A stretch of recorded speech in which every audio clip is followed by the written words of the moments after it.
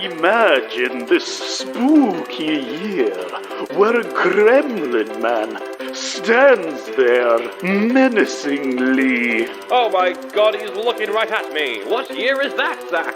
1922.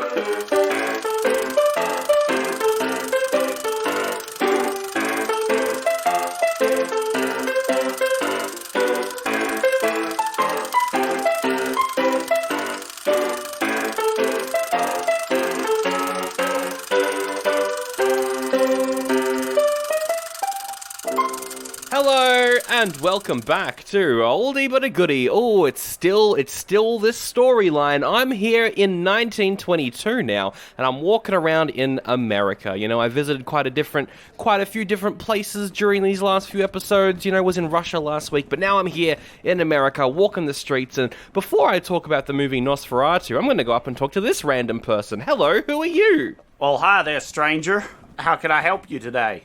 I was just wondering what you're up to, holding that device that you've got there. Oh, I just got here a couple of skis. Like to go skiing? Oh, not your regular skiing, sir. These are for water skiing. It's this new invention I made. I'm Ralph Samuelson, and I invented these here water skis. My goodness, why did you invent water skis when you can also ski on the snow and it's just as good, sir? What is this invention for? Well, you see, I'm a big fan of aquaplaning. You know aquaplaning, of course. I've got no idea what the fuck you're talking about, sir. Well, it's much like my new invention, water skiing. It's where you're riding on a plank of wood on the water, being dragged around by a boat. But this time, I've turned that plank of wood into two little skis. Wow, that's amazing. Uncles are gonna love this invention. So good. Yeah, what? Uncles? I don't... What? Oh my god, you're changing! It's like the scene from a fucking David Cronenberg movie. Hey, Sandra, I'm back. How's it going? This is kind of like a lucky dip. You don't hear this, listeners, because I edited it out, but I just go up to, like, so many random people and ask them what they're up to. Everyone's a fucking inventor, and then eventually, Zach finally comes into one of them. So, yeah. It's great. Hey, this orphan's still following me around, by the way. Hello, Governor. Got any dimes? Hey, I've got an idea. We need someone else for this episode, I feel. Here, let me... Oh, my goodness. The orphan has been turned into NateXBS. Hello, Nate. Yo! Oh, I was getting really cramped being that orphan. I'm so glad to no longer be that orphan anymore. Hi, boys. Hey, what's up? Welcome to 1922 America.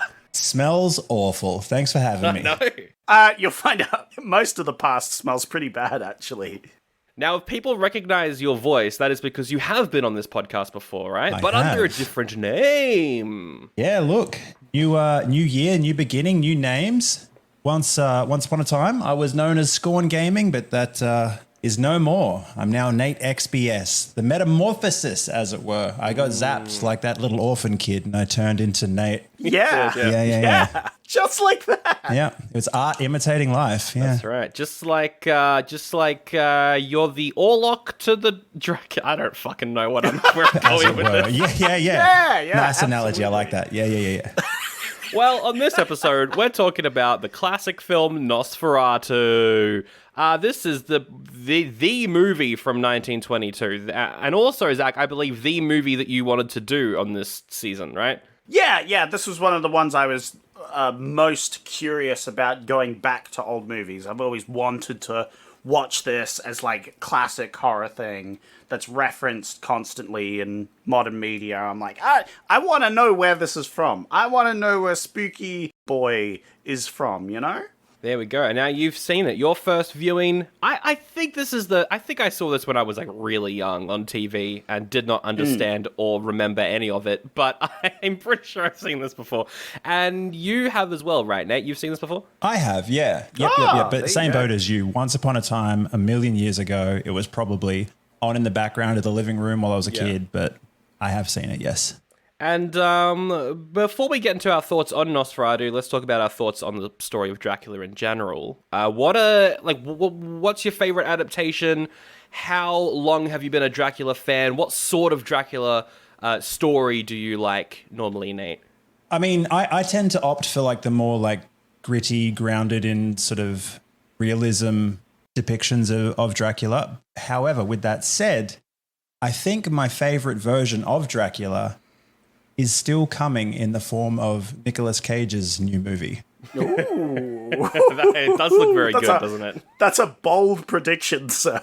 Oh, I didn't think that, I would ever be the guy to be like, I have a favorite Dracula and it's Nicolas Cage. But like, of course, it makes Oh, sense. here we are. Yeah. I'm so glad you brought up the trailer to Renfield because I was going to mention it at some point in this episode too. Yeah, that looks really good. So that's your favorite version of Dracula, but the movie's not out yet. So what is your favorite movie as of recording? I don't know if I have a Dracula movie. Can we go vampire? Yeah. Movies in general. Yeah. I mean, it's got to be Interview with the Vampire, Ooh. Queen of the Damned, and 30 Days of Night. They're my top 3 sort of vampire flicks. I've always been a huge fan of vampires. The whole like story behind them, their weaknesses that evolve and change and are adapted into different things. Like sometimes you get destroyed by sunlight, sometimes you just sparkle. Like I've played lots of D&D where they're a common monster, and in video games in general, they're just like a common thing that you encounter. But I love the idea of a vampire as this evil thing that has this presence, the mystery and other things. Probably some of my favorite interpretations, like the Castlevania series. Oh, that's a good very one. Classic one. Yeah. Which got adapted into the Netflix TV show, which is pretty good. I like that. But I also like the old story of Dracula, which I thought this was an interesting interpretation of. Yes. Because the story itself is very haunting. But they didn't have any of the... They have a lot of things that are different in this interpretation than they are. But I remember reading the old story of Dracula and being enticed by the idea of turning into this creature of the night and getting superpowers and being fucking awesome. Oh, no, you took the wrong lesson from the book. Yeah, I know, I totally did. I was like, that sounds fucking awesome. I want to be a vampire. So, yeah. Yeah, I'm trying to think what my favorite version would be. I don't want to say it's What We Do in the Shadows, but it probably is What We Do in the Shadows. Yeah, okay. Respectable. I can dig it. In terms of like the Dracula story itself, though, I don't know. I feel like Bram Stoker's Dracula is one that a lot of people say, but I don't know if it holds up very well. Yeah, look, I actually watched it with my housemate not long ago, and it was one of those movies that I wish I just left in the past and held on to that memory. That's a common theme when it comes to like a lot of those older movies. You remember them being iconic and incredible and amazing and rah. And then you brave it and you revisit it and you rewatch it decades later and you go, that didn't age great. Yeah. Oh, yeah, The Lost Boys was pretty good as well. We did that one a little while ago, and that was quite fun. I didn't love Lost Boys, but yeah, that's fair. Yeah. It was fun, though. It was fun. And I think the vampire movies as a whole are quite enjoyable, even when they're bad. I really liked Near Dark, which we did that same year. Yeah, Near Dark. That was really good, yeah. Just a bunch of shitty vampires in a caravan. Like, yeah, that's great. That's it. I like exploring the idea of a vampire. It's like, hey, you live forever. What are you gonna do now? Yeah. Are you gonna, invest in stocks and become, like, super rich other things? Or are you just gonna, like, go around in a trailer and fucking murder people, You're going to be Dracula with an iPad, which is the ending of that fucking Netflix Dracula adaptation. Oh, right, yeah. It came out recently. 2 fantastic episodes, and then a final episode of just, I'm Dracula with an iPad. I'm like, fuck this. Hell yeah. It's a good show, though, the first 2 episodes. Just stop after that. Okay, hot tip. All right. Well, those are a bit... It seems like we all really like the idea of vampires and some of the more nuanced takes on them. So now we're going to talk about Nosferatu, which is... I mean, it's surface level, isn't it, Nate? This is very surface level. At best. I keep forgetting to look at this film through the lens of it's 100 years old. Mm-hmm. I look at it objectively by today's standards. And I'm thinking like, there's not a whole heap to this. Hey, but then of course, if you were to time travel like we did earlier in the episode, then you'd go, this is probably groundbreaking once upon a time. Oh, it definitely is. Yeah. I mean, this and Dr. Caligari, which we did 2 episodes ago, were like massive horror movies. I think this is the first proper vampire film. There were some before this, but all the vampire takes before this were like succubus vampires. Gotcha. This is like more of an actual vampire, I think. So, but I thought this was quite good. I enjoyed this a lot. It's very fun, but it is also very simple, which does lead to you not having to pay much attention. What did you think, Zach? Yeah, I'm definitely feeling my point on horror that I made with Dr. Caligari stands here as well, where horror is a genre where we have built on it so much. Yeah. Because as times goes on, we need better and bigger monsters to scare us. That by the time we got to here, like going back it doesn't do kindly for these poor old movies. Where people were a lot more superstitious back in the day. You needed a lot less to frighten people. Nowadays, you needed to try really hard to get the same sort of fear out of people. Nowadays, it needs to be, yes, jump scares, but also what if mental illness? Whoa! Oh, no! But not only that, we're sort of part of that generation that grew up being desensitized by the internet. Yeah. And, having all sorts of heinous videos at our disposal during those impressionable years. And so now what would have been confronting and frightening and terrifying once is nothing by today's standards comparatively. Yeah, I did like the moment in this movie. I think it's meant to be the first scare, like when he gets in the scary carriage that's driven by Count Orlok. Yeah. It's meant to be like super scary, and I was like, this is kind of funny and silly. But I don't know. I think, it's interesting going back to like this old horror, because I think with Dr. Caligari, that was like the production was really interesting there. Like the sets were really fucking cool. Whereas this time around, it's a lot more simpler and I guess normal. So you're relying on the atmosphere, which isn't really there a lot of the time, but it's still enjoyable to watch. I don't know why I like this as much as I did. I think I enjoyed Dr. Caligari more than I did this one. Yeah. Which surprised me because I'm way more of a vampire fan than I am of a sleepwalker fan. So scary. Yeah, so spooky. It's a sleepwalker. Hey, at least the concept was a bit more spookier in this one. And again, I like the story of the thing. But yeah, the set was way more interesting. And so you were drawn into the film by the set and the dialogue. And it had this sort of mystery that was going around. Whereas Nosferatu doesn't have that so much. You obviously have the sort of mystery of what the heck is Nosferatu and what the fuck is he doing, and his weird powers. But it's a longer movie, and it feels a lot slower. And it definitely, I was laughing a lot during this film. Oh no! I found this film very funny. I love Nosferatu. I think he's great. And whenever he was on screen, I was laughing a lot. What I was going to say was what I think Nosferatu has that a lot of other films of its sort of age bracket doesn't is legacy. It's got this certain prestige to it. And what it has done is essentially like set up a template for, horrors even to today. Oh, yeah. You're still seeing like sprinklings of that 100-year-old film in today's cinema. It's just we have the means to expand on that now and do all these amazing things with it. But that really paved the way for everything that came after it. Yeah, definitely. No, I think you're right. Like, the format of this movie, it might not be scary, but it does watch like a modern movie. The story and like the way it's told and everything, it does feel very similar to stuff that we would be getting nowadays, like any, normal modern versions of Dracula. Yeah, it's very cool. Yeah, it's aged pretty well that way. Do you like the design of Nosferatu, Nate? Oh, I do, actually. I do. Like, as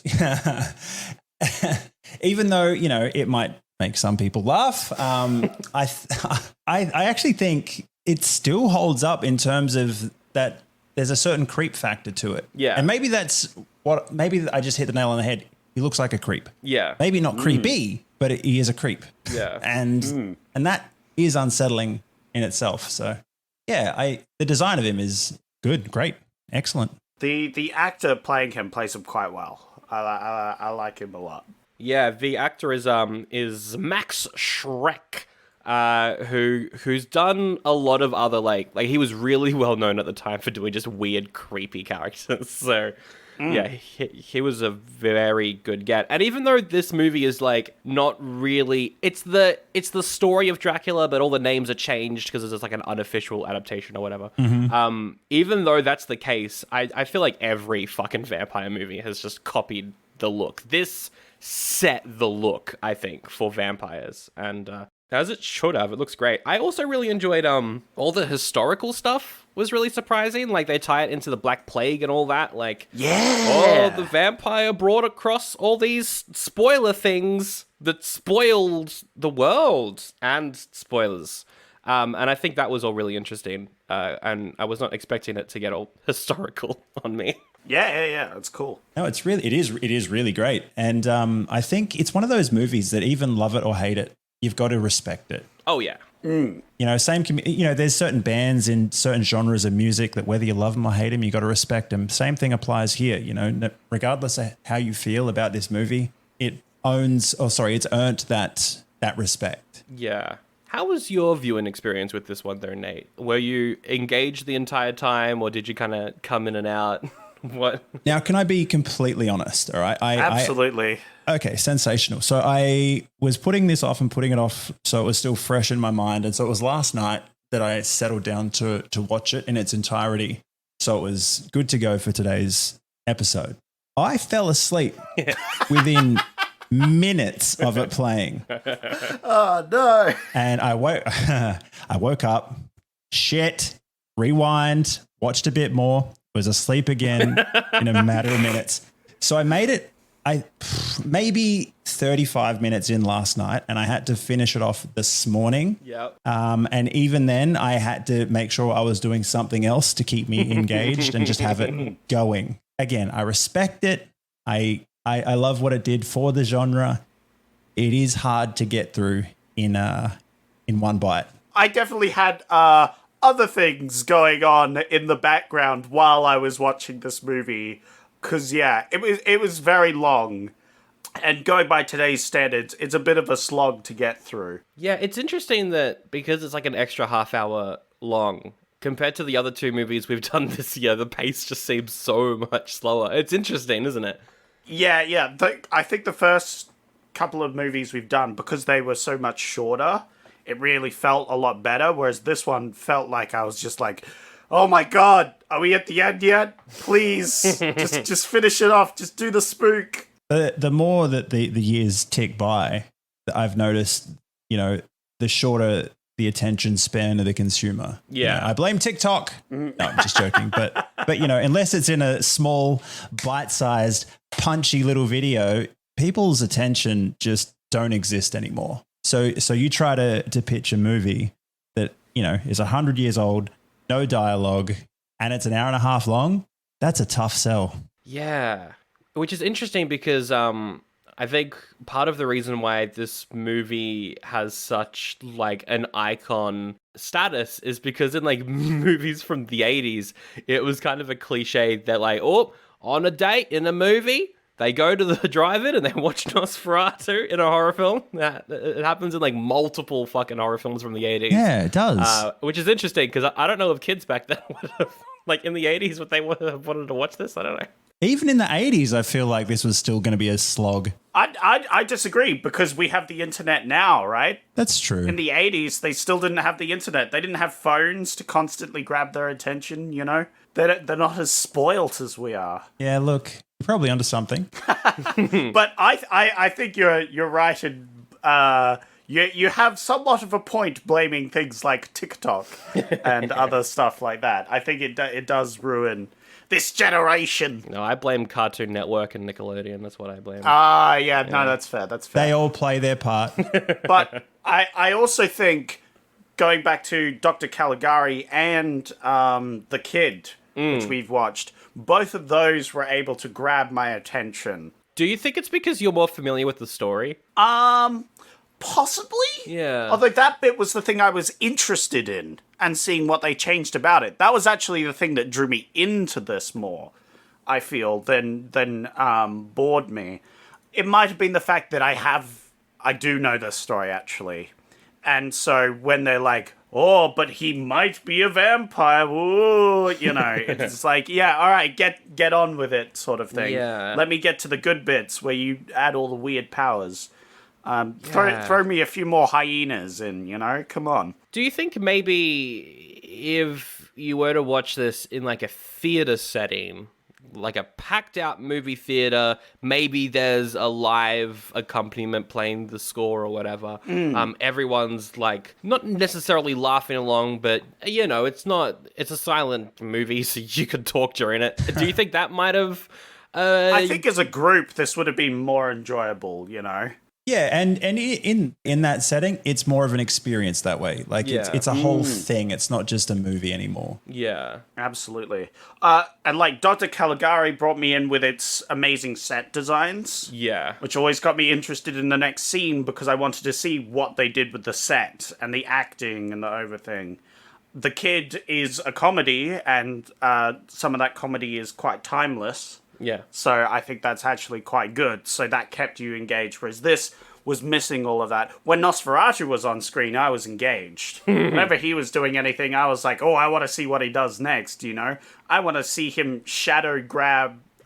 this is all spoilers. I should stop saying spoilers. We will get into spoilers in a second. The only thing left to do before we get into spoilers is to rate it. Nate, is this an oldie or is it a goodie? Oh, it's definitely a goodie. Yep. Historically. Okay, that's my caveat. Historically, it's a goodie. Are you saying it's both an oldie and a goodie? Personally, it's a fucking oldie in a big bad way. Oof. But I mean, that's just, I'm hearkening back to, you got to respect it as well. Yeah. So yeah, it's an oldie, but boy, is it a goodie. An oldie and a goodie. Wow. Excellent. That's crazy. Would you ever watch this again, do you think? Or is this like a one and done for you? I think it's a one and done for me. Yeah, there would have to be a very, very specific set of like really niche circumstances that I'd watch this again. I don't even know what those circumstances would be. But yeah, I doubt that there would... I'm not going to be sitting around one day and go, I could really watch Nosferatu right now. I could see myself watching it again with friends, doing a thing where they haven't seen it, and but doing it as a group in person, watching the film together, having like a laugh with it. I feel like that I could do. Watching it by myself, nah, I'm good, fam. Look, I'll watch something else. Well, what do you think then? Is this an oldie or a goodie? I did say I would watch it again, and I would probably recommend it to a friend, which is usually my categories for goodie. But I'm this close to giving it an oldie because I was quite a bit bored. But I do like me some vampires. I'll give it a goodie. It's still better than most trash that comes out today. God, I'm slack. Sad but true. Yeah, I think out of all the ones we've done so far, this is probably my least favorite, but I was still fairly engaged the whole way through. But I also made a point to fucking turn the Wi-Fi off on my phone, so I only had my notes up to write on. Just to try and eliminate all distractions. Oh, it's just disappointing. I thought I was going to like this the most out of the movies we were watching back around this time. But, yeah, there you go. So, what mountain were the stones in the walls of this specific monastery mined from exactly? Wait, can my character take a dump? What's the governmental structure of every town in this entire Which magic using class is the most How attractive? do these people know how to make tunnels under their town when all they do is farm? Why does the and genie smell always you? refuse to make people fall in love with me? Who hurt Poison him? rules are the same for every player race. Does that mean they all have Can the my same character have a digestive pet? system? Ooh, can that pet have a pet? Are your players asking too many questions? Do you really know how your world works? Don't you wish there was a podcast that made this whole thing easier? Come on over to Dungeon Deep Dive, your favourite fantasy world-building podcast. Whether it's tabletop RPGs or creative writing, we do the research so you don't have to. Find us on your podcatcher of choice or on Facebook, Twitter and Instagram on @Dungeon Deep Dive. Let's get into some spoilers. To kick off the spoilers, let's talk a little bit about the cast. As we mentioned, Count Orlok is Count Dracula. He's fucking fantastic. Love him. Yep. The premise is he wants to buy a house. Spooky! Oh my god! God, real estate! Whoa! So he gets in touch with a real estate agent. Horrifying. Ooh. God. I mean, he was, to be fair. Yeah, the guy that plays Knock is he's great. I enjoyed. I thought Knock was Nosferatu.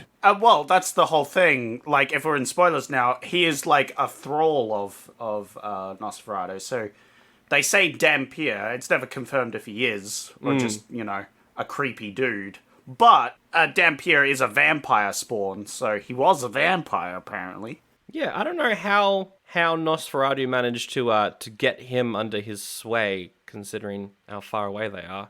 Maybe something in the letter possessed him. I don't know. Knock read the letter and was like, "My master!" Mm-hmm. You open an email and, oh no, I'm a vampire now. I think there's a Hellraiser movie where that happens. That's funny. The box is an email or something. That's incredible. Mark is read and move on. Oh no, I got an email from that Nosferatu guy. I'll put that in the spam folder. Fuck it.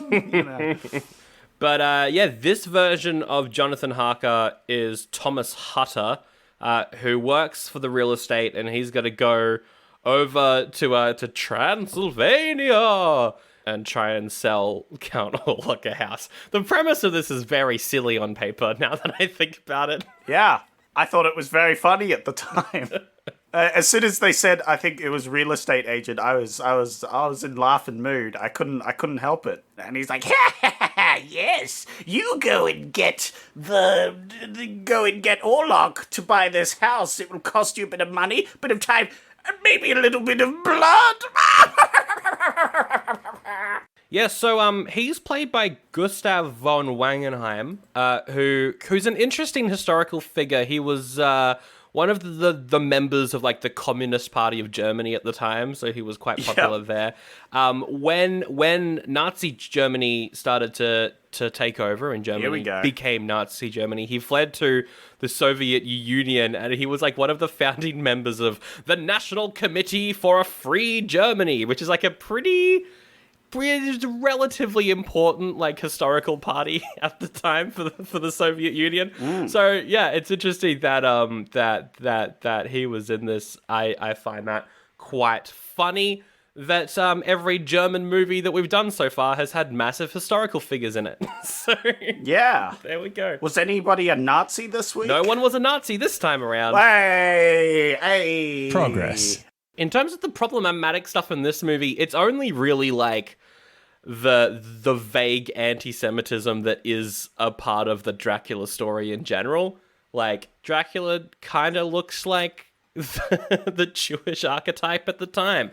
Kind of a little bit problematic when you think about it. Right, but that's the only thing that really hasn't aged too well, is that. But also, the director was, he was gay as well, so he probably wouldn't have done that on purpose, because he probably wouldn't have wanted to lean into harmful stereotypes that cause persecution. Probably he wouldn't have wanted to do that. And the guy that played Knock was Jewish as well, so I've got a feeling that... fantastic. I've got a feeling that there wasn't anything bad in... I can like this movie. Oh, thank God. Yeah, you can like this one. Whew. Man, I'm glad I could like a movie this week, because, the last couple of movies, it's like, oh, I really like, oh, it's a Nazi, oh, pedophile, oh, God, I can't, oh, no, I can't say I like these movies, oh, thank God. I don't think there was any malicious intent behind the scenes or in the making of this movie, so that's great. Thank God. I'm confirming this is a goodie, this is the best movie we've watched this year, this is fantastic, I love it. And for something that came out 100 years ago, that's a pretty big flex to not have any sort of problematic anything tied to it. What a flex. What a flex. So yeah, he goes over to Transylvania pretty immediately. Some scary stuff starts happening. I like how he wakes up one morning, he sees that he's got the bite on his neck, and he's like, 2 mosquitoes must have bitten me rather close together. Yeah. That was great. I love that. That was funny. After spending the night in a creepy castle, that would be my first go-to as well. Yeah. Clearly mosquitoes. Well, he's in the land of robbers and werewolves, or whatever it is. Ghosts and werewolves. Oh, yeah, what the fuck was the werewolf thing? The hyena?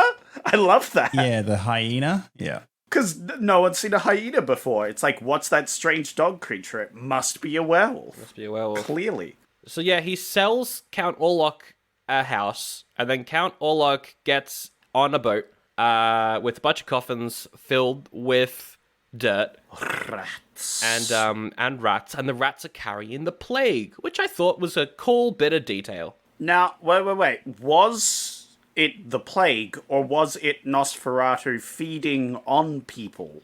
Well, this is set, the time that this movie is set is during the plague. Yeah. But I'm saying, was the plague ever real? Oh. Or was it what those Dr. Shills came up with? Don't listen to the main Dr. Media. God. That's what they no. want you to think. It was actually Yeah, you're better than that. yeah, it was actually Nosferatu feeding on all those people that killed them. That's my fan theory about this movie is there is no plague. It is just not because like we see Nosferatu kill some people on the boat, right? Yeah, we do. But their deaths are attributed to the plague. So I was wondering, is the whole plague him?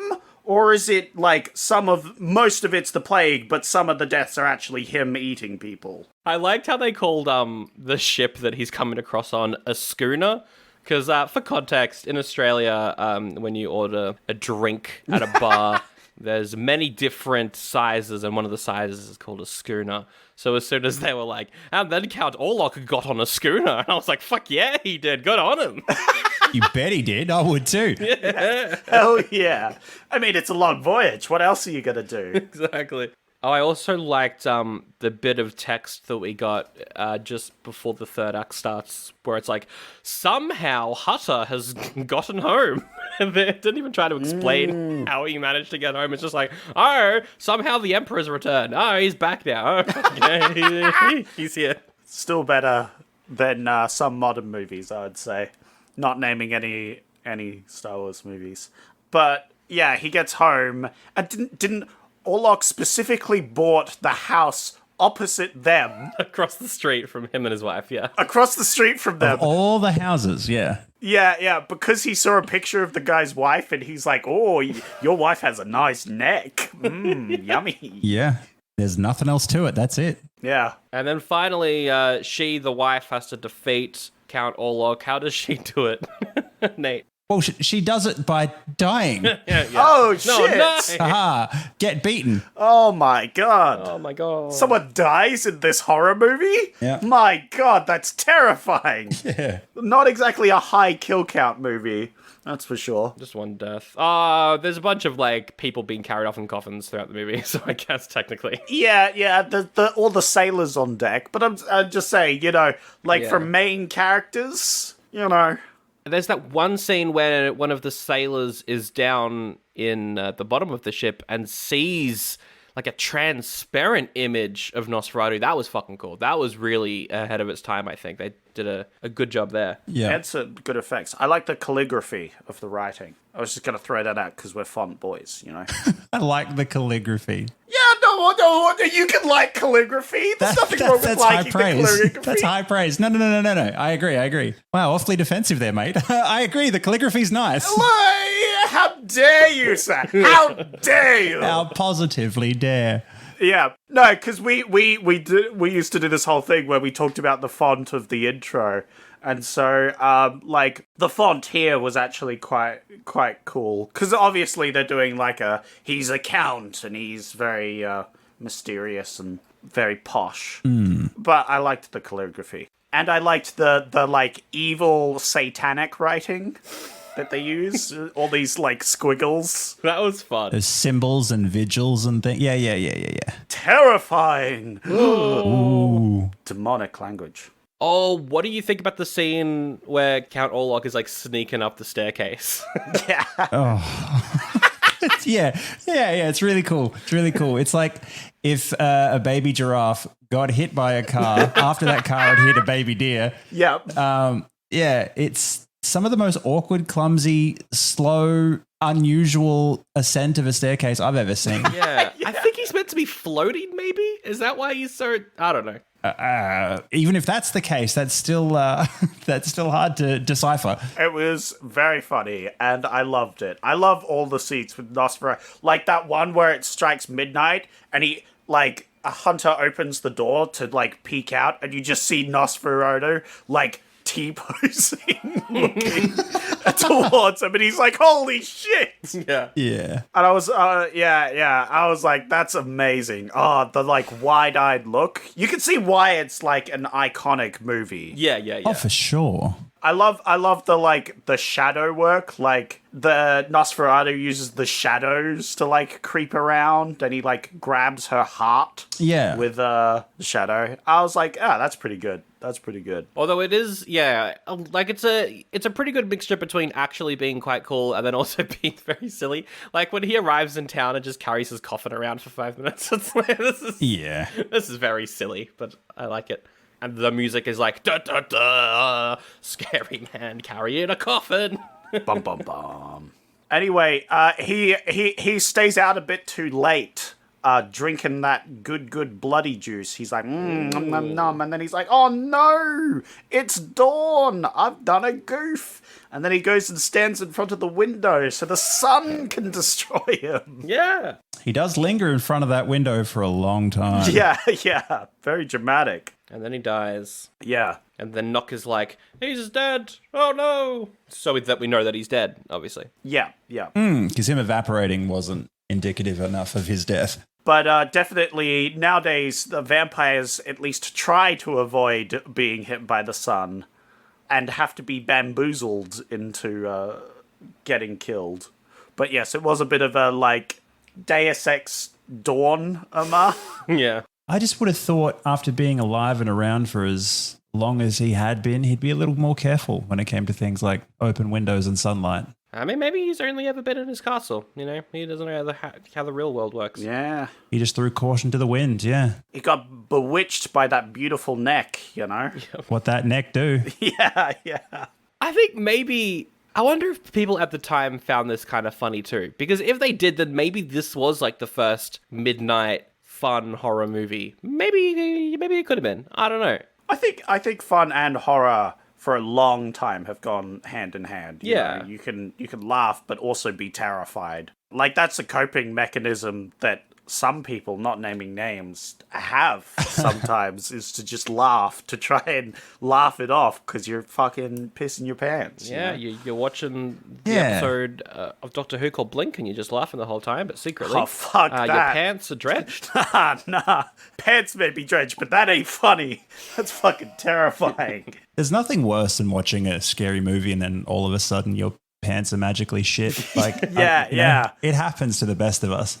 We've got the Universal version of Dracula coming up, I think in like 8 years maybe. So I wonder, it will probably end up doing it, but it'll be interesting to compare that to this if we do end up doing it. Yeah. That's I'm looking forward to is the difference, and I wonder if they'll improve on it or change it or do some other stuff. You know, I'm looking forward to it. But let's do something else now. Zach, did we want to do the game first? Absolutely.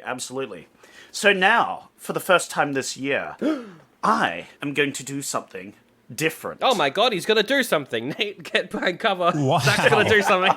Yeah. For I have gotten some reviews for this fantastical movie, but not just from Rotten Tomatoes. Oh. Because Sandro is so married to Letterboxd, I have also gotten some reviews from Letterboxd. Oh my god, you've gone over to my domain. Yes, I'm going to have a bit of a quiz now that I thought we were going to do earlier because that's what you said the format was going to be. Oh, yeah. But we're doing it now instead. Oh, scary!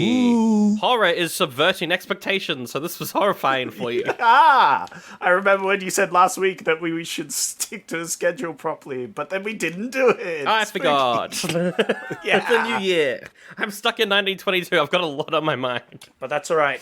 So Nate, you're going to be our test subject, our trial runner here. You know. Okay. You're going to test out this new little quiz I got because, much like last year, I've gotten 5 reviews. Okay. But this time, 2 of them are from Letterboxd, 2 of them are from Rotten Tomatoes, Yeah. and one of which I have come up. So I'm going to have some questions for you. First, I'm going to read all of them out. Roger. So pay attention. Do you know the difference between Letterboxd and Rotten Tomatoes, Nate? Like the sort of demographic that's different between. Not in terms of demographic. Well, I was going to say anyone can be a Letterboxd reviewer, can't they? But then I guess so can anyone. Anyone could be a Rotten Tomatoes reviewer. Yeah. Rotten Tomatoes is usually like really bad opinions, and then Letterboxd is film bros trying to be funny. That's usually Yeah. Okay. Which is why Sandra is on the Letterboxd one. Yeah, Gotcha. I'm a big time film bro. I love it. Yeah. Oh, both of us were big film bros. All right. Steven says, "What the beep is wrong with this classic?" 12 exclamation marks. Okay. Fuck. Okay, sure.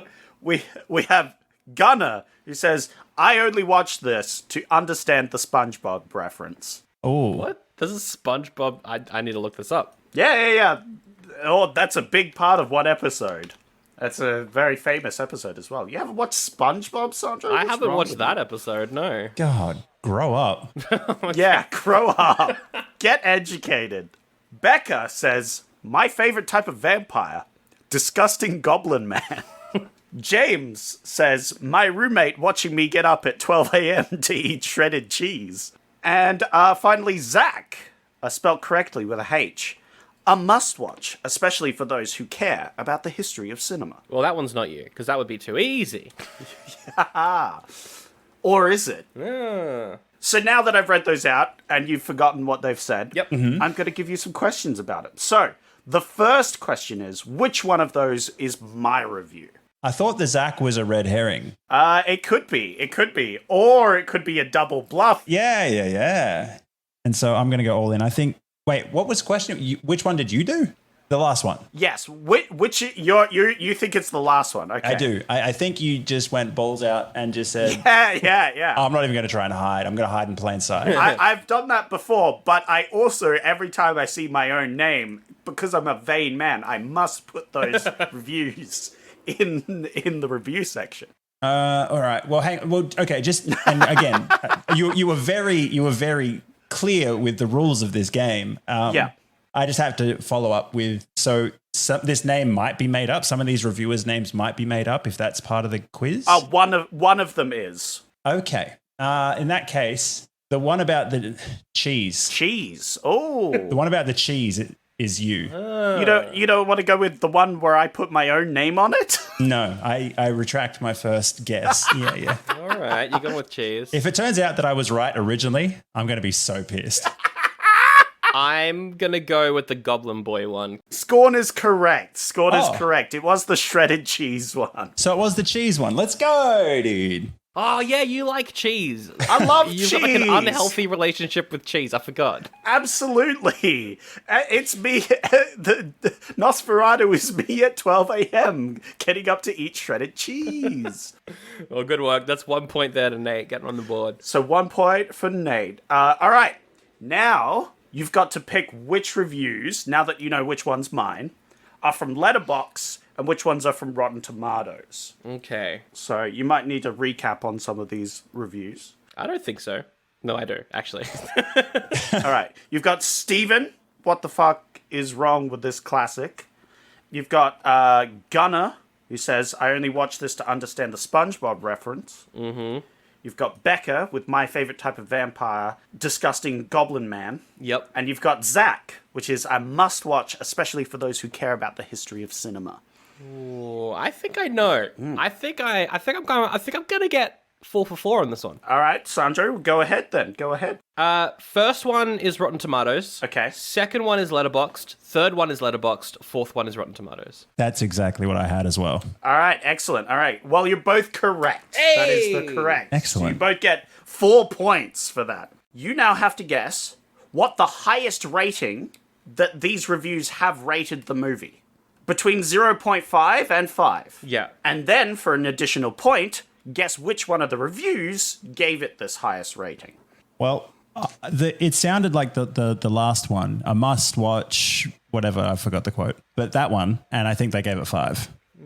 I think you're right. I will go with that one too for the highest rating. Surely it's a 5 out of 5, right? Aha, you've both been bamboozled. It's 4.5. No! But it was Zach. I would have also accepted Gunner, who also rated it 4.5. Well, there we go. Oh. And then the second last question, which is the lowest. One's the lowest. I think the Goblin Boy one might be the lowest. I'm going to go with the first one. Okay. And that's my lowest rate. I don't know what the rating would be. Do I have to guess that too? 1. One. One, Ooh, okay. Bold. I'll go like 3, I think. All right. Sandra is completely wrong on every level. Sandra gets 0 points. All right. Right on. Becca actually rated it 4 out of 5. Oh, okay. And Stephen was correct, but it was 0.5. They did rate it 0.5, the lowest possible. Close. So close. Yeah, you were very close. But you do get a point there, unlike Sandro. I suck. I'm the worst. Yes. Much like a vampire. Haha, no one's made that joke before. Ah! Howdy, it's me, Selling McSeller. Do you like the podcast you're listening to right now? Do you want to find a way to support the hosts? Well, you can.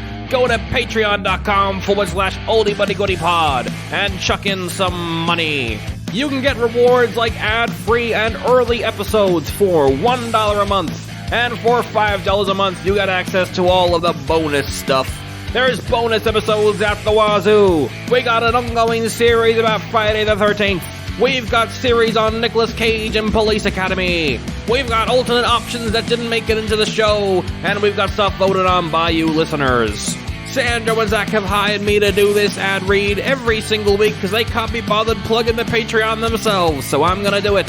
I'm Seller McSeller. Patreon.com/oldiebuddygoodypod. That's where you go. I'm an American. Yeehaw! Woo! There we go. Let's do something else. This one's always really fun. It's time to come up with a remake of this movie. Now, here's the thing. There's already remakes of this movie. What? You're saying people expanded on the vampire genre?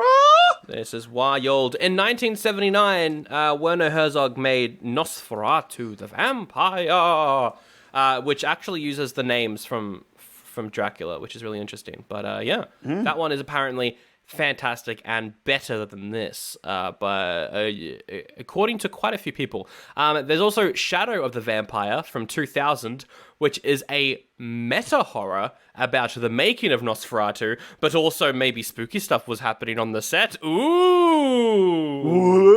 Willem Dafoe plays Nosferatu.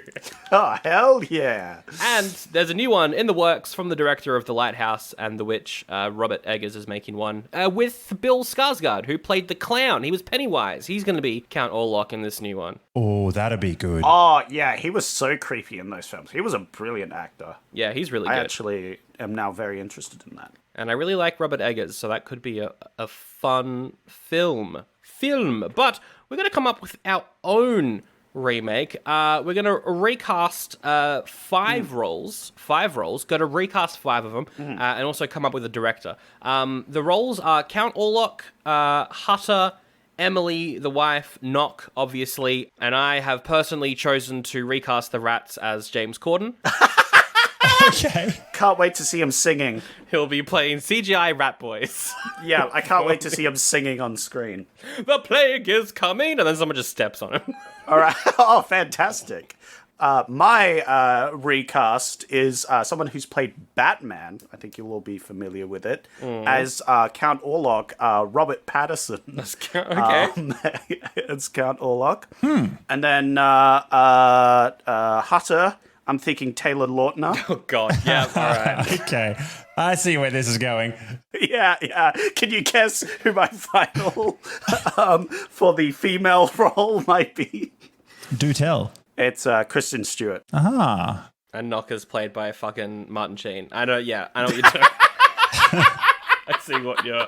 For a serious answer, what do you think? When I was thinking of who's going to play Orlok, my brain just went to the first bald actor I could think of, and so I was like, Vin Diesel. I'm not locking that in. I'm not locking that in.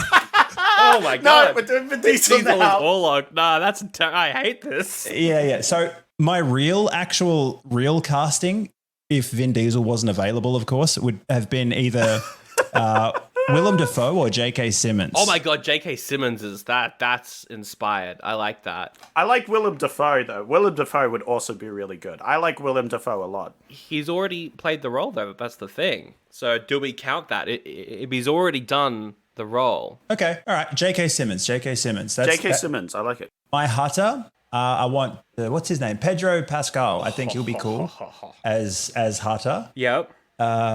Who else? Are we doing? We got Emily. Oh, a throwaway, because she doesn't, she gets bitten and she walks on I mean, we can railing. put some more scenes with her in it, her whole thing of, like, wistfully looking off, Keira Knightley. And then who were the last two castings? Well, we got Knock.